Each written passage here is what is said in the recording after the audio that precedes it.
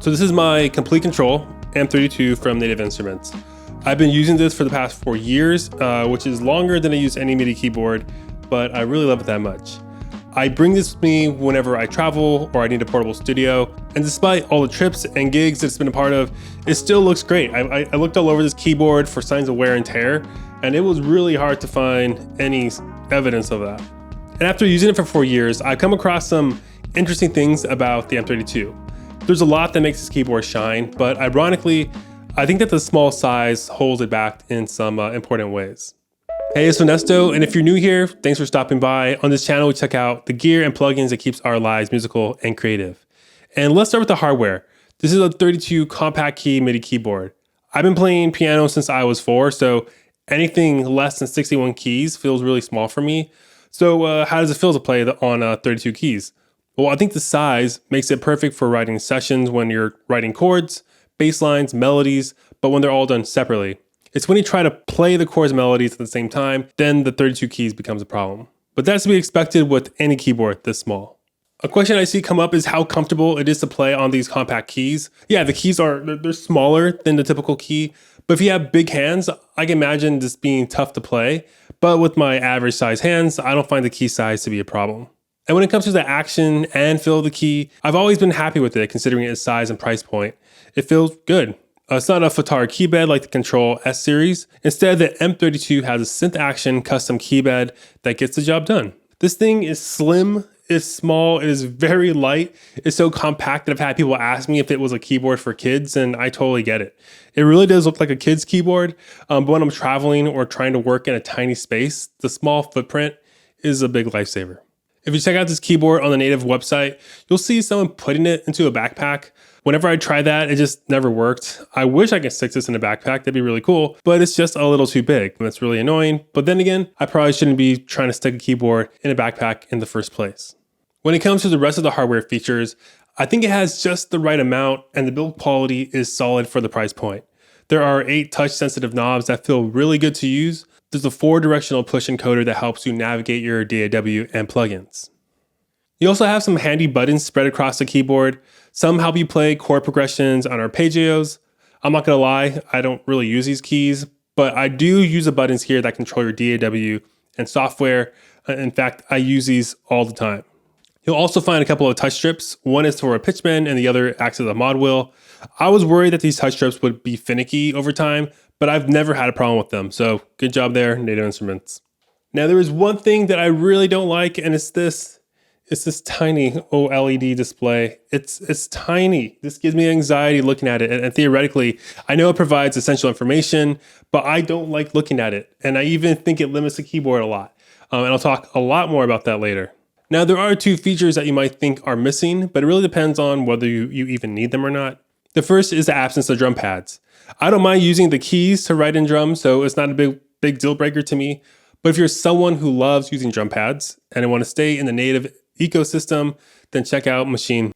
And then there's a lack of ports. All you have on the M32 is a port for the sustain pedal and the USB port that you connect to your computer. I think it's really stingy of them, but fortunately for me, I never felt limited by that.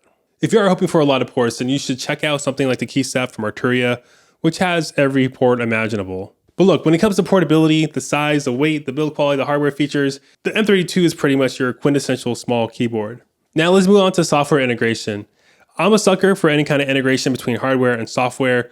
Whenever these 2 things bridge together and work together, I just think it's studio magic. And the M32 offers you a lot. There's DAW integration, which is so solid, and there's integration with Komplete Kontrol software, which works, but it's limited by this mini screen.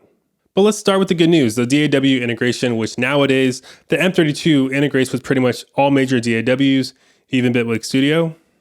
I remember all these buttons and knobs scattered around the M32. Well, you use these to control stuff in your DAW. It's fantastic. So instead of having to do this juggling act between MIDI keyboard, mouse, and computer keyboard, you just use the M32 to do a lot of essential tasks. So let's say I want to record something. This is what I would do. I would use the encoder wheel to set the playhead to my start point. I also use the encoder wheel to select the track I want to record with. I'll turn on the metronome with this button here, hit record, and play.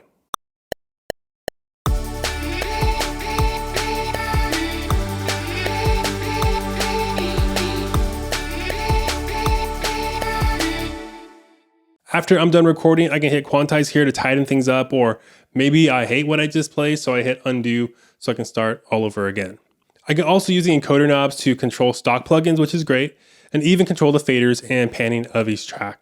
There's more DAW integration that you can do, but those are the basics right there. And I have to say, once I got used to these controls, I really felt unstoppable. But we gotta talk about the bad news, and that's integration with natives and NKS plugins via the Komplete Kontrol plugin. Pretty much the idea is that once you load up Contact and NKS plugins inside the Komplete Kontrol plugin, each of these 8 touch-sensitive knobs, they are pre-mapped to the most useful controls of the selected plugin. The hope is that you would keep your eyes off your computer screen and focus more on your keyboard so you can just keep jamming away. But what's holding the M32 back is the tiny OLED display right here. When you look at the M32's bigger, more premium sibling, the S Series Mark III, there's this beautiful high-res display where above each knob you can clearly see what it controls. But with the M32, to find out what a knob does, you have to touch it. Then look at this tiny screen to see what it controls. And then you have to try to remember what that knob does later on. It just totally interrupts my workflow. In a perfect world, you'd get the big high-res screen from the S61 and place it here on the M32. Then this barrier to a seamless NKS experience goes away. But I'd imagine something like this would increase the price tag, and that's probably not a good idea for a keyboard that's meant to be affordable. I think the reason why I make such a fuss about this is that I know how amazing it is when the hardware and software have this seamless bond. When you get this integration, I really think that it makes something boring like a MIDI controller way more exciting. It starts to give me that similar rush that an analog synth gives, where you can transform a sound and feel so connected to your music just by turning a knob. So I will leave you with this. If I had to sum up this keyboard in a few words, I would say it's the perfect travel companion for producers. The M32 is ridiculously portable and has just the right amount of hardware features and software integration. Whenever I use it, it's a joy to use. Is it perfect? Almost. I'm still pissed about this tiny screen. I'm so tempted to just get a piece of black tape and covering it up, but I have a feeling that this annoys me more than most people. Now, I probably wouldn't use this as my main keyboard at my desk, and that's primarily because it only has 32 keys, and the keys themselves are compact. And I can imagine it getting annoying to use this every day for long sessions, but if I have to go somewhere, I'm always happy to bring the M32 with me. Now, if you're looking for a bigger, ultra premium keyboard that's still in the native instrument ecosystem, you can check out my review of the Kontrol S61 Mark III by clicking the video here. Thanks for watching. Later.